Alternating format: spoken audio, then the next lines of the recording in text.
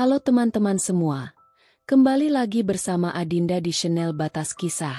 Semoga teman-teman Batas Kisah sehat selalu ya. Nah, sekarang kita akan melanjutkan kisah yang masih bersambung sebelumnya dengan judul Ku Miskinkan Mantan Suami Zalim. Kalau teman-teman Batas Kisah belum nonton episode sebelumnya, Adinda sudah mencantumkan linknya di deskripsi video ini ya.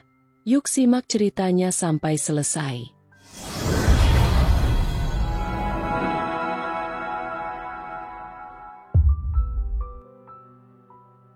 Hei, Mbak Lid, kenapa kok bengong?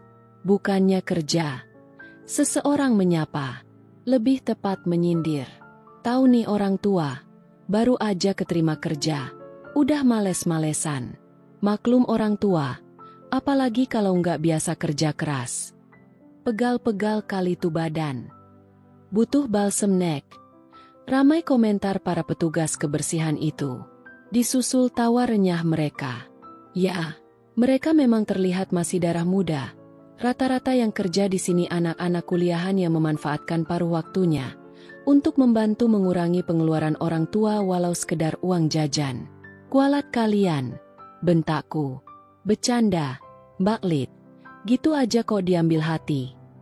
Mereka ambil bagian masing-masing, sampai semua selesai. Capek. Aku kaget dengar suara Kiara. Entah sejak kapan gadis itu ada di belakangku. Siapa sih? Kamu sebenarnya? Ada urusan apa kamu denganku? Yakin gak kenal aku? Aku kembali mengamati gadis itu. Namun tak sedikit pun aku mengenalinya. Gak kenal juga? Ya udah, pikirin dulu satu malam ini ya. Besok kita ketemu lagi di sini. Sengaja dia menyenggol sapu pel yang kupegang tak terlalu kuat. Terjatuh.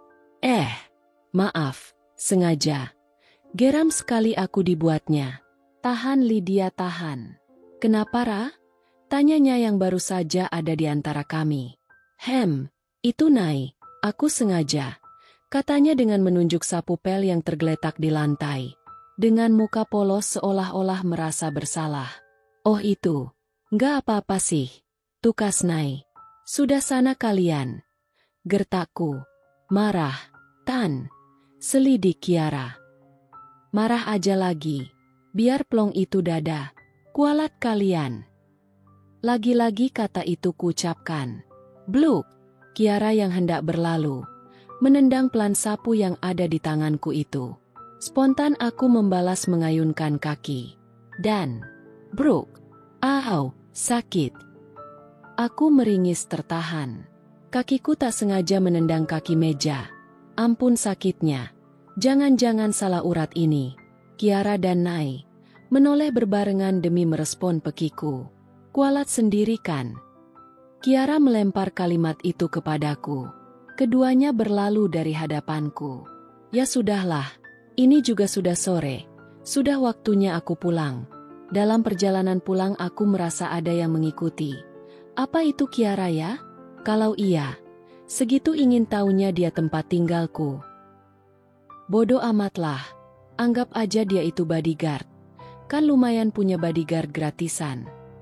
Mama sambut Alia begitu aku sampai di halaman rumah. Disusul Anggun di belakangnya.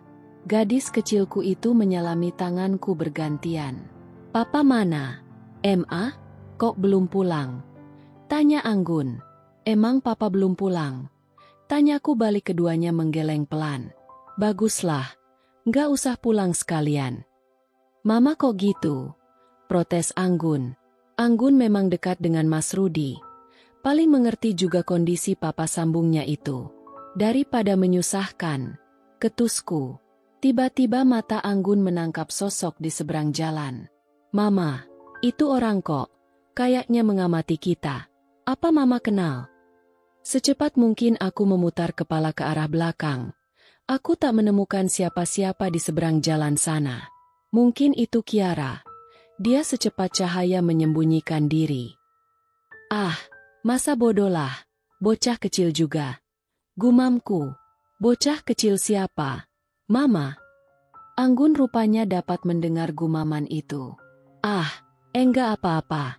Ayo kita masuk. Ajakku. Ku gandeng tangan kedua kakak beradik itu, menuntun mereka masuk, menutup pintu rapat. Lid, aku lembur malam ini. Pesan dari Rudi. Kok nggak dibalas, Lid? Pesan selanjutnya karena tak mendapati pesannya hanya kubaca saja.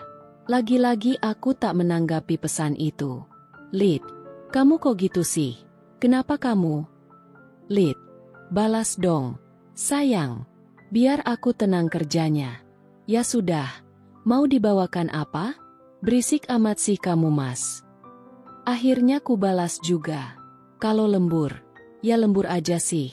Peduli apa aku? Aku cuma mau kamu pulang bawa duit. Mas, duit. Tekanku. Lalu klik. Matikan data. Persis macam ABG yang lagi kasmaran orang ini. Kesalku. Entah sudah jam berapa. Mata enggan terpejam. Aku masih kepikiran perihal orang yang mengawasi rumah ini. Siapa dia? Apa benar itu Kiara? Aku berusaha menenangkan pikiran, memaksa mata untuk terpejam. Tapi, lagi-lagi, mataku kalah dengan pikiran. Entah jam berapa kurasa kantuk sudah semakin menguasai. Aku tertidur, terbangun kembali, merasakan ada pergerakan di ranjang. Rupanya, Mas Rudi sudah pulang. Aku menggeliat. Tidurlah lagi. Ini masih dini hari, katanya. Aku tak peduli dengan basa-basi itu. Kutarik selimut menutupi seluruh badanku. Pagi hari ini kurasa kepalaku sedikit pusing. Mungkin karena pikiran yang tidak tenang semalaman ini. Tidurku terganggu karena itu. Kamu kenapa sayang? Sayang, pengen muntah tahu dengarnya. Sergahku. Tak kutanggapi. Aku langsung menuju kamar mandi. Selesai. Beralih ke dapur, kulihat sulungku sudah ada di sana. Dia mempersiapkan menu sarapan sederhana. Telur dadar dan beberapa potong tempe goreng tepung sudah tertata di atas meja, lengkap dengan satu teko teh manis sebagai pelengkap. Anggun memang anaknya cekatan. Bisa diandalkan dalam situasi seperti ini. Anggun. Sapaku.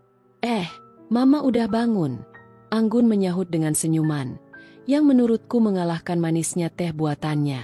Maaf ya, Mama terlambat. Kataku merasa tak enak. Gantian. Mama, kan Anggun juga harus bisa. Masak apa Anggun? Mas Rudi bergabung bersama kami. Biasa, Pak, yang praktis aja. Mari, Papa, Mama langsung sarapan aja. Anggun panggil Alia dulu. Anggun berlalu. Kakak masak tempe goreng tepung tuh. Kesukaan kamu. Sarapan yang banyak ya. Anggun menggandeng Alia. Apapun dendam Kiara terhadapku, jangan sampai dia melampiaskan pada kedua anakku. Mereka kekuatanku untuk tetap bertahan dalam situasi ini. Tiba-tiba pikiran kacau, kecemasan singgah di hatiku. Pagi ini, tak seperti biasa. Tidak ada canda dan tawa. Yang mendominasi hanya suara sendok dan piring yang beradu. Sepi. Mama, apa Mama kurang enak badan? Selidik Anggun saat menyalamiku ketika hendak berangkat sekolah. Tangan Mama hangat. Mama nggak usah kerja ya? Aku hanya tersenyum. Mama nggak apa-apa kok. Nak, paling nanti juga enakan. Tapi, Mama demam loh. Tampak Anggun keberatan. Mama cuma kurang tidur aja. Semalam agak terganggu. Mama kepikiran orang itu ya. Tebak Anggun. Jangan terlalu dipikirin. Entah kenapa Anggun yakin kalau orang itu nggak akan nyakitin kita. Ucap Anggun. Tapi matanya tak seyakin lisannya. Hanya ingin menenangkanku saja. Anggun berangkat. Mama. Anggun menyusul Alia yang sudah lebih dulu berjalan keluar pagar. Semoga saja, apa yang kukhawatirkan tak benar terjadi. Ya ampun, aku benar-benar takut akan sesuatu yang menimpa kedua gadis kecilku itu. Di rumah tinggal aku sendiri. Sebelum berangkat ke tempat kerja, aku menyenderkan punggung di tembok, untuk sedikit menenangkan diri. HP bergetar pertanda pesan masuk mengejutkanku. Nomor tak dikenal. Hai, Tan. Kok masih senderan aja? Kerjaan dah nunggu tuh. Bunyi pesannya. Kamu Kiara? Kamu mengawasi rumah saya. Balasku cepat. Iya ini aku, Tante. Kurang kerjaan banget aku. Mengawasi rumah Tante. Atau memang butuh security ya? Dia mengirim emot bingung. Dapat dari mana kamu nomor saya? Itu nggak penting, Tan. Yang penting sekarang datang aja dulu ke tempat kerja. Sampai jumpa di sana ya. Jangan tegang gitu dong mukanya. Yang segar dong. Biar enak dilihat. Biasanya weekend banyak loh para pejabat dan pengusaha yang nongkrong di sana. Kali aja ada yang ditarget. Ditutup dengan emot ngakak. Tak ada niat untuk ku balas pesan itu. Kurang ajar nih bocah. Maunya apa sih? Aku harus menyelidiki latar belakang bocah ini. Sepertinya dia tahu semua tentang aku. Awas saja kalau sampai dia menyentuh anak-anakku. Ku patahkan tangannya. Jarum jam kian berputar. Pertanda jam kerjaku akan segera dimulai. Mau tak mau, aku bergerak dengan sangat malas. Badan serasa berat sekali. 2 kali lipat dari berat badan sebenarnya. Memakan waktu kurang lebih 20 menitan. Akhirnya sampai juga. Selamat pagi, Tante Lydia. Aku terperanjat mendengar suara Kiara. Hari ini akan ada kejutan loh Tante. Aku melotot. Sementara Kiara melambaikan tangan dan mengulas senyum ke arahku. Tunggu, cegahku. Kiara menoleh. Tersenyum tipis kembali melanjutkan langkahnya. Entah apa maksudnya. Seharian berlelah-lelah dengan pekerjaan yang menguras tenaga ditambah lagi keberadaan Kiara si gadis yang entahlah. Mengistirahatkan tubuh sebentar sebelum pulang. Mbak, dipanggil tuh. Sama siapa? Bu Ningrum. Berdiri pun rasanya malas. Tapi mau tidak mau aku harus segera menghadap atasan. Ku ketuk pintu ruangan berwarna abu-abu itu. Masuk. Sahut yang punya ruangan. Silahkan duduk. Bu Ningrum mempersilahkan. Aku berada tepat di hadapannya. Perasaan bercampur aduk. Ada rasa senang karena sempat terbersit di benak kalau aku akan dinaik posisikan. Tapi, masa iya? Aku yang orang baru di sini. Tapi kan yang namanya rezeki siapa yang tahu? Ada apa? Ibu memanggil saya. Mohon maaf sekali, Bu Lydia. Saya harus menyampaikan ini. Kami tidak bisa mempekerjakan Ibu lagi. Tapi, Bu saya kan baru di sini. Belum juga genap hari kerja. Kami harus mengambil keputusan ini, Bu. Apa kesalahan fatal yang saya lakukan, Bu? Ini sudah keputusan pemilik, Bu Lydia. Ini keputusan sebelah pihak. Bu saya tak bisa terima begitu saja. Harusnya kasih saya kesempatan dan lihat kinerja saya, bukan seperti ini. Maaf Bu, ini bukan perusahaan yang ada aturan berlaku. Di sini keputusan mutlak di tangan pemilik. Sekali lagi kami mohon maaf, ini ada sedikit dari kami. Sambil menyodorkan sebuah amplop putih berukuran sedang. Sebenarnya ingin sekali meninggikan gengsi, untuk tidak menerima amplop itu. Tapi logikaku secepatnya berfungsi. Bahwa aku butuh uang itu, seberapapun jumlahnya. Baik, Bu terima kasih. Saya permisi dulu. Semoga cepat mendapatkan pekerjaan baru, Bu Lydia. Ucapnya sambil menerima uluran tanganku. Aku mengangguk. Ini Mbak Lydia. Seorang pelayan mengulurkan beberapa bungkus makanan. Tentu saja ku terima. Selamat jalan, Tante Lydia. Selamat beristirahat. Suara Kiara menyapu pendengaranku. Ini pasti gara-gara kamu kan? Bentakku. Tak salah lagi. Akunya. Kiara menyunggingkan senyum yang menginginkanku akan seseorang. Apa hubunganmu dengan Bagas? Bagas tak punya anak. Sergahku. Lama-lama makin kesal juga sama nih bocah. Oh, begitu katanya. Baiklah, aku tak suka membuat orang Yayen mati penasaran. Dengarkan baik-baik, aku putrinya, putri kandungannya. Menekankan pada kalimat, putri kandungannya. Sontak aku melotot. Dan kau ingin balas dendam padaku. Aku tak akan menyakiti tante. Lalu, apa yang kau lakukan padaku? Bukan bentuk balas dendam. Aku belum selesai bicara. Tante, jangan disela dulu oke? Kiara menunjukkan senyum itu lagi. Aku tak akan menyakiti Tante secara fisik, buang-buang energi. Walaupun Tante dengan tak punya hatinya menyebabkan ayahku lumpuh seumur hidup, tegasnya. Tapi lihatlah, aku akan membuat hidupmu tak tenang. Dan ini baru permulaan. Dengan cepat Kiara meninggalkanku yang termangu. Apa kafe ini miliknya? Tanyaku menggumam. Ada apa? Mama cemberut aja. Sapa Anggun. Gun, Mama udah nggak kerja lagi di tempat itu. Loh kenapa? Mama? Bukannya baru ya? Tanyanya. Ya, mungkin mereka nggak membutuhkan tenaga yang sudah tua seperti Mama ini. Kan di sana yang segar-segar semua. Kalau Anggun aja yang kerja gimana? Mama? Jangan Gun, tugas kamu belajar. Aku mengingatkan. Paruh waktu kan bisa. Mama. Aku menggeleng. Mama akan cari kerja lagi. Kamu tenang saja ya. Sementara kita mengandalkan Papa Rudi dulu. Aku meyakinkan Anggun tepatnya untuk diriku sendiri. Papa kok belum pulang ya? Udah sore begini. Anggun tampak khawatir. Benar. Padahal udah hampir maghrib belum ada kabar kalau dia lembur. Tapi buat apa juga aku memikirkannya. Mau pulang kek, lembur kek. Gak pulang sekalian juga gak apa-apa. Gak urus. Tahu mungkin lembur kali. Iya kali, sahut Anggun. Dah, masuk yuk. Ku gandeng tangan Anggun. Dalam kamar, pikiranku kembali menerawang. Apalagi yang akan dilakukan oleh Kiara setelah mendepaku dari pekerjaan yang bahkan seumur jagung pun belum kutekuni. Lydia. Suara yang terdengar serak itu dibarengi dengan ketukan pada daun pintu. Rupanya dia sudah pulang. Gerutuku.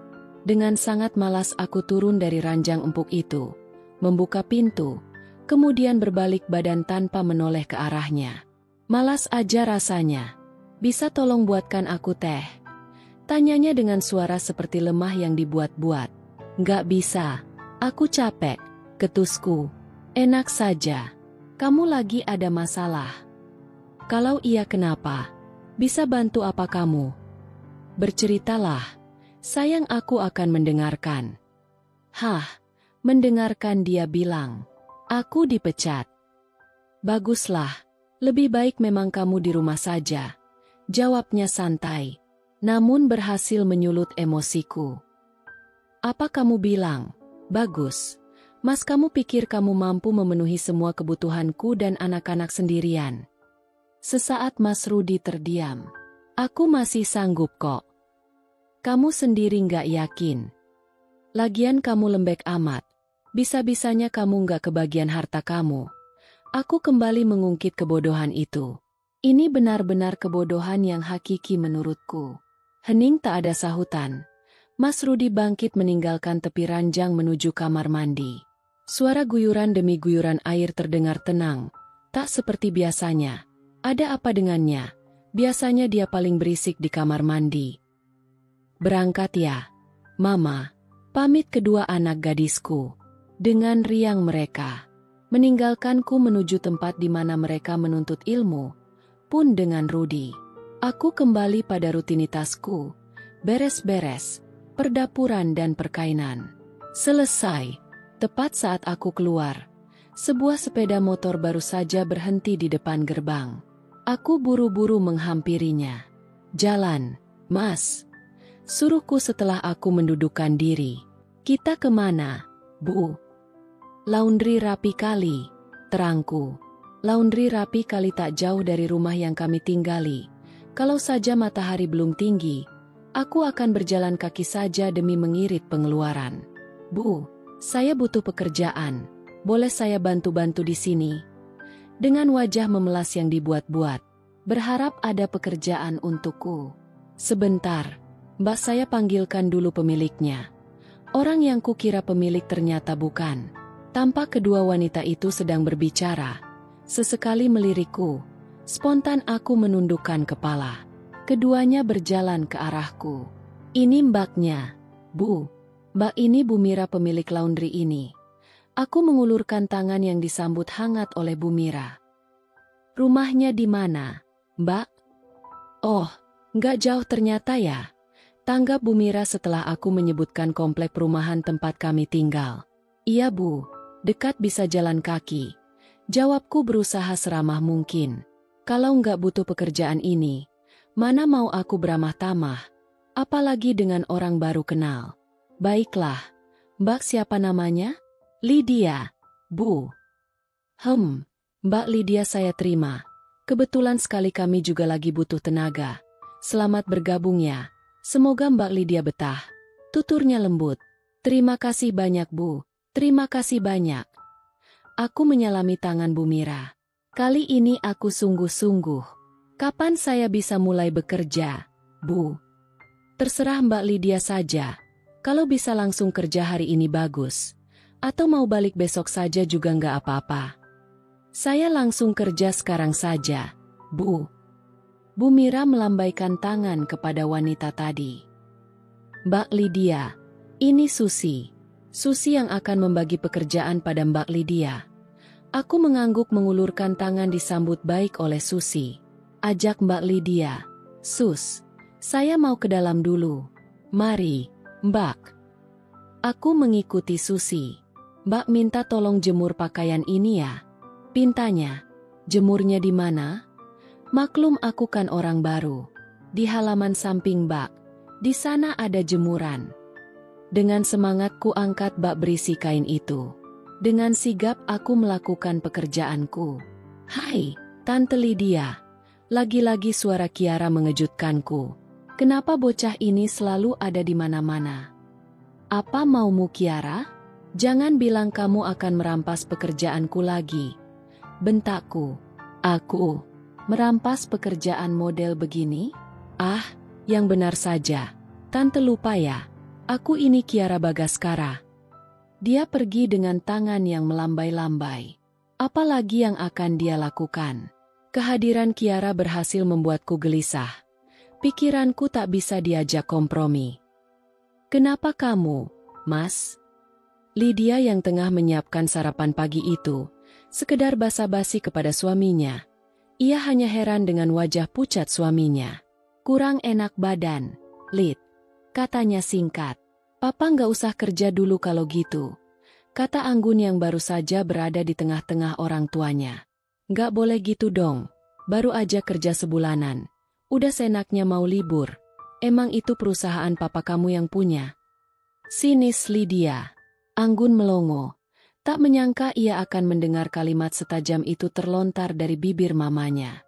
Lanjut sarapannya, Gun. Rudi mengalihkan pembicaraan. Iya, Pah, sebentar Anggun panggil Alia dulu. Anggun gegas menuju kamar adiknya. Mereka menikmati menu sederhana itu sebelum akhirnya mengosongkan rumah demi aktivitas masing-masing. Termasuk Lydia. Laundry rapi adalah tujuannya. Selamat pagi, Sus. Sapa Lydia ramah. Hai, Mbak Lydia, sudah sampai. Mari Mbak. Sambutan Susi tak kalah ramah pula. Ini udah ada beberapa kilo yang masuk, Mbak. Susi mengarahkan tangannya kepada tumpukan kantong plastik. Lydia membawa bungkusan itu. Ia akan memulai proses pencucian. Pekerjaan hari itu terlaksana tanpa hambatan. Lelah. Keluh Lydia setelah seharian berkutat dengan urusan perkainan. Permisi ya, Bu. Ucap Lydia sebelum meninggalkan laundry yang diangguki si pemilik. Mari, Sus. Iya, Mbak. Ini juga udah mau jalan. Tukas Susi. Mereka berjalan beriringan. Mbak, aku duluan ya? Atau mampir dulu? Tawar Lydia. Aku lanjut aja ya. Capek. Pengen langsung istirahat. Alasannya, sebuah mobil khas cewek berhenti tepat di hadapannya. Lydia mencoba menerka siapa di dalam. Benar saja seorang gadis yang duduk di bangku kemudi menyapa Lydia. Anak ini lagi. Batinnya. Nggak capek, Tan? Kata gadis itu. Bisakah kamu berhenti menggangguku, Kiara? Bentak Lydia. Santai saja, Tante. Aku nggak akan membuat Tante kehilangan pekerjaan secepat itu. Nikmati saja dulu, ujar Kiara. Lihatlah kehidupanku saat ini. Apa kau tak punya hati nurani? Lydia tak berhasil mengontrol volume suaranya kali ini. Lydia terperanjat ketika suara dentuman keras terdengar dari pintu mobil yang dibanting oleh Kiara. Gadis itu keluar dari mobilnya secepat kilat. "Kau bicara hati nurani," terang Kiara. Kali ini tanpa embel-embel tante. "Sejak kapan kau punya itu?" Lydia tak menjawab. Ia shock melihat gadis di hadapannya diliputi emosi yang mungkin saat ini sudah sampai di ubun-ubun. Ia sama sekali tak menduga gadis itu akan sampai di puncaknya. "Saat kau merebut hati seorang laki-laki, padahal kau tahu dia punya istri, apa kau punya hati nurani?" bentak Kiara dengan suara bergetar. "Saat kau merampas hak ibuku, kau hidup dalam kemewahan, sementara ibuku memutar otak 7 keliling, mencukupi kebutuhan keluarga. Di mana hati nuranimu?" Kiara makin menggebu. "Saat kau membuat ayahku lumpuh seumur hidupnya, hingga ia kehilangan fungsinya sebagai kepala keluarga, di mana hati nuranimu? Kau tahu bagaimana ibuku bekerja keras untuk langsungan hidup kami, hingga bisa seperti ini? Wanita yang tak punya hati nurani seperti kau, tak pantas bicara hati nurani." Kalimat penutup itu bersamaan dengan tertutup rapatnya pintu mobil Kiara. Ia meninggalkan Lydia yang mematung. Lydia tampak tertunduk. Ada sedikit sesal di sorot matanya. Perlahan langkah membawanya menuju kediamannya. "Ada apa itu?" muncul tanya dalam hati Lydia melihat beberapa orang berada di teras rumahnya. Gegas Lydia berjalan. "Ada apa ini, bapak-bapak?" "Ini, Bu, kami menemukan Pak Rudi terjatuh. Niatnya mau langsung bawa Pak Rudi masuk. Rumahnya dikunci. Untung ibu cepat pulang," terang seseorang dari mereka. Dengan malas Lydia membukakan pintu. Rudi segera dibopong masuk. "Terima kasih bapak-bapak," ujar Lydia. "Kalau begitu, kami permisi dulu, Bu." "Sebaiknya secepatnya dibawa ke rumah sakit, Bu," Lydia menyahut. "Ya ampun, kenapa sih kamu ini? Kenapa harus sakit seperti ini sih? Kamu itu nyusahin aku tahu nggak? Lama-lama nyesal aku nikah sama kamu," teriak Lydia. "Mama kenapa?" Anggun yang baru saja sampai rumah merasa khawatir mendengar teriakan Lydia. "Adik, kamu mana?"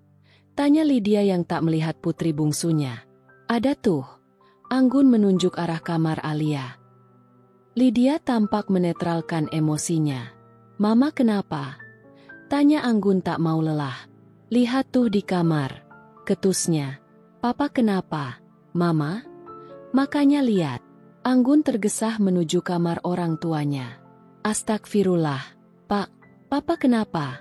cemas Anggun. Rudi tak mampu bicara. Ia hanya menjawab dengan genangan air mata. Anggun berlari menghampiri mamanya. "Mama, kita bawa Papa ke rumah sakit ya. Mohon Anggun." Mata Lydia melotot tajam. "Mau bayar pakai daun?" Anggun tertunduk dalam. Berlari menuju kamar Rudi. "Pak, Anggun gak bisa berbuat apa-apa untuk bantu. Papa, maafin Anggun ya. Tahu gini aku gak akan nikah sama kamu, Mas." Anggun terperanjat. "Mama, diam. Kamu Anggun. Dia bukan ayah kandung kamu. Jangan dibelain terus. Lama-lama muak juga Mama lihat kamu." Kini Anggun jadi sasaran kemarahan Lydia. "Kamu harus sekolah, Nggun. Kenapa belum siap-siap?" "Anggun, jangan ngada-ngada kamu Nggun. Jangan bilang kamu mau libur cuma buat ngurusin dia." Lydia segera memotong ucapan Anggun. Sekilas Anggun melirik ke arah kamar tempat di mana Rudi terbaring lemah. "Sudah, siap-siap. Tinggalkan dia. Itu bukan urusan kamu." Anggun yang tak bisa berbuat apa-apa langsung bersiap-siap. Sebelum berangkat sekolah, Anggun menyempatkan diri sekedar melihat kondisi Rudi. "Ayo, Al, kita izin dulu sama Papa," ajak Anggun. "Kak Anggun aja deh, aku nunggu di teras." Anggun menggeleng dan melangkah meninggalkan Alia. "Anggun berangkat dulu ya, Pak." Rudi hanya memberi anggukan. Lydia bersiap mengunci pintu. Setelah Anggun keluar. "Loh, Mama mau kemana?" "Ya kerjalah. Emang mau kemana lagi? Tanya Lydia heran. Papa sendirian di rumah. Kalau mama nggak kerja, kalian sekolah. Makan pakai apa? Tuh orang udah nggak ada gunanya juga. Sudahlah, nggak usah dipikirkan. Dengan langkah berat, Anggun melangkah kian jauh meninggalkan rumah, yang di dalamnya ada seseorang yang lemah membutuhkan bantuan, bahkan sekedar menuangkan minumannya. Banyak cuciannya, Sus? Tanya Lydia begitu sampai. Alhamdulillah lumayan, Mbak, ujar Susi. Kembali mereka berkutat dengan urusan kain. Laundry ini memang banyak pelanggan, selain rapi dan bersih.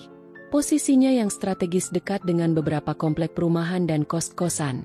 Tak heran jika banyak yang menggunakan jasa mereka. Capek juga ya, Mbak? Lydia mengangguk. Yuk kita makan dulu, biar ada tenaga buat lanjut lagi nanti. Cateringnya juga udah diantar tuh. Susi menunjuk rantang susun yang teronggok di atas meja.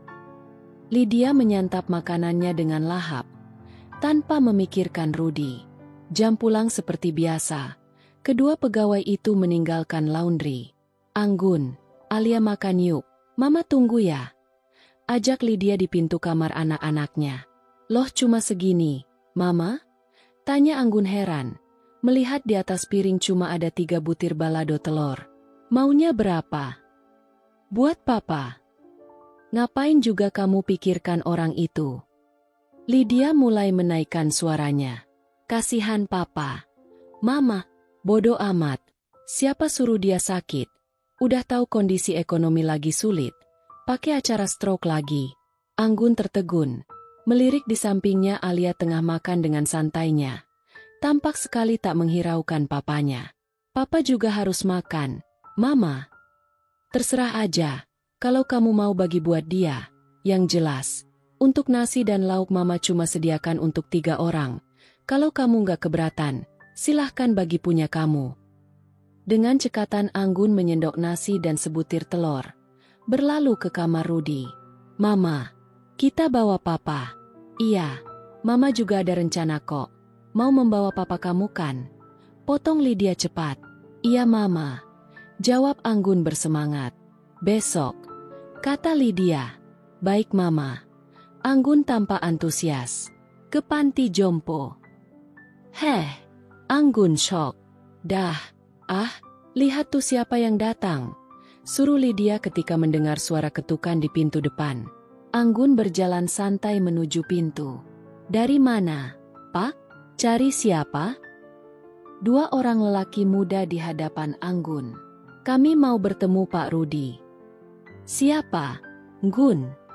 Lydia menghampiri. Ada yang cari Papa. Mama. Dari mana, Pak? Kami dari kantor tempat Pak Rudy bekerja. Bu, hari ini Pak Rudy tak masuk kerja. Kabar yang kami terima Pak Rudy sedang. Kalimat lelaki berkemeja biru itu terpotong. Stroke. Cepat Lydia menimpali. Boleh kami masuk, Bu? Silahkan. Kedua lelaki itu dipersilahkan menjenguk Rudy ke dalam kamarnya. Maaf, Bu. Sepertinya Pak Rudy sudah tak mungkin lagi untuk bekerja.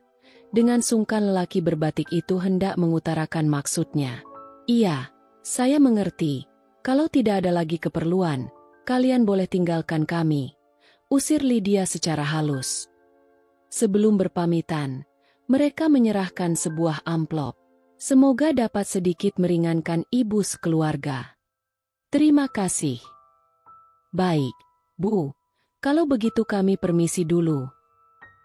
Rudy, teriak Lydia lantang. Sesampainya di dalam kamar Rudy. Mulai besok, kamu tinggal di panti jompo. Aku tak akan sudi mengurusi, apalagi harus menghidupimu. Sambungnya dengan napas memburu. Kalimat yang berhamburan dari bibir Lydia seakan petir di siang hari yang menyambar tepat ke hati Rudy.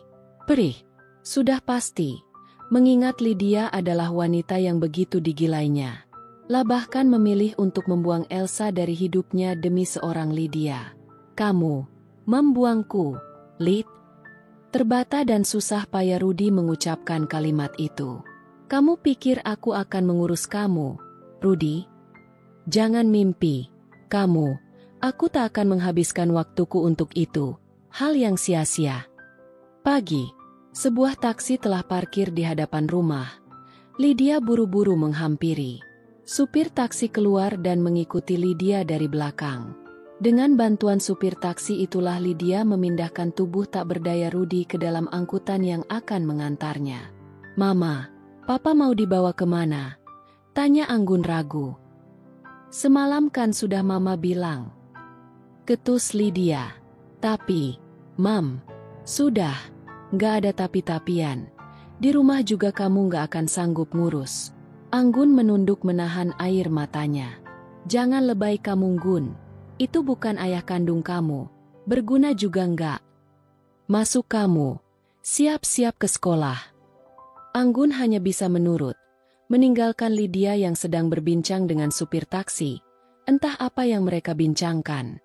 Sebelum supir memasuki taksinya, niatnya urung, ketika mobil patroli polisi berhenti tepat di depan taksinya. "Permisi, Pak, Bu, kami ingin bertemu dengan Ibu Lydia." "Iya, saya sendiri. Ada apa, Pak?" jawab Lydia sopan. "Maaf, Bu, kalau begitu saya pergi dulu." Pamit Pak supir dan membawa tubuh tak berdaya Rudy. Sekilas ia melirik lewat kaca spion. Tersirat tanda tanya besar di raut wajah Rudy. "Kami kemari mengantar surat panggilan atas nama Ibu Lydia. Kiranya bisa memenuhi panggilan ini, Bu, sesuai tanggal yang sudah ditetapkan."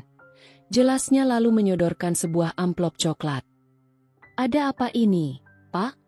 tanya Lydia bingung. "Intinya kami mendapat laporan yang ditujukan kepada Ibu, dan kami harap Bu Lydia tidak mempersulit proses ini.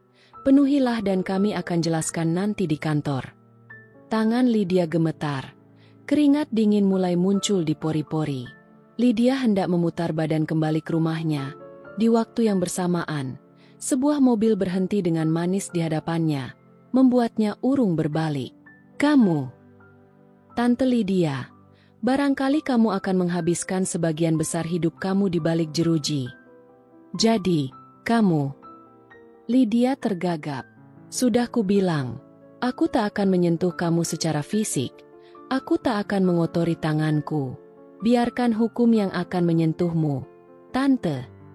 Kiara berlalu setelah menyelesaikan ucapannya. 1 tahun kemudian. Kali ini Adinda akan membacakan cerita dari sudut pandang Hendra. "Setelah mendapat kabar dari Pak Karim 3 minggu lalu, hari ini aku baru bisa kembali ke tanah air untuk memastikan kebenaran yang terjadi. Benar saja, rumput liar sudah menumbuhi halaman rumah." Menurut keterangannya, Lydia mengistirahatkannya dengan alasan sudah ada mereka yang akan mengurus rumah itu, pun dengan istri beliau.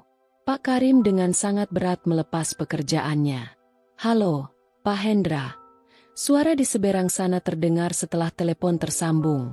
"Pak, saya sudah di rumah. Bapak bisa ke sini sekarang." "Baik, Pak, saya ke sana." Panggilan telepon terputus. Kurang lebih setengah jam. Yang ku tunggu-tunggu akhirnya tiba. "Jadi sudah dapat informasi tentang keberadaan Rudy, Pak?" tanyaku penasaran. 3 minggu lalu saat Pak Karim menelpon, beliau mengatakan dapat informasi bahwa Rudy dibawa ke panti jompo. Berdasarkan itulah aku meminta Pak Karim mencari tahu keberadaan Rudy. "Sudah, Pak, di Yayasan Murah Hati." "Baiklah, kita ke sana sekarang." "Bagaimana dengan Lydia dan anak-anaknya, Pak?" Penasaran juga dengan kabar perempuan itu. Tepat di hari Pak Rudy dibawa ke panti, polisi datang membawa surat panggilan untuk Bu Lydia. Beberapa hari setelahnya, Bu Lydia dijemput. Ternyata Bu Lydia punya catatan kriminal. "Pak, dia penyebab kelumpuhan permanen seorang lelaki yang menjadi selingkuhannya beberapa tahun lalu, dengan merencanakan sebuah kecelakaan."